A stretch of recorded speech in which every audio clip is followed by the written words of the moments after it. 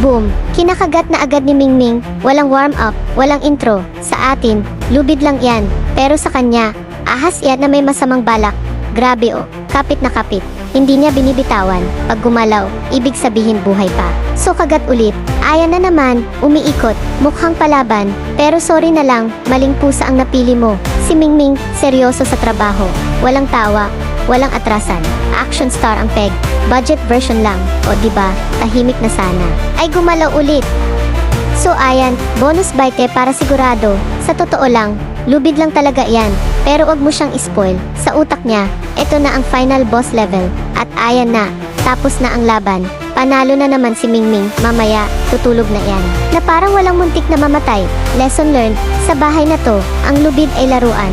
Pero kay Mingming, lahat ng gumagalaw may kaso.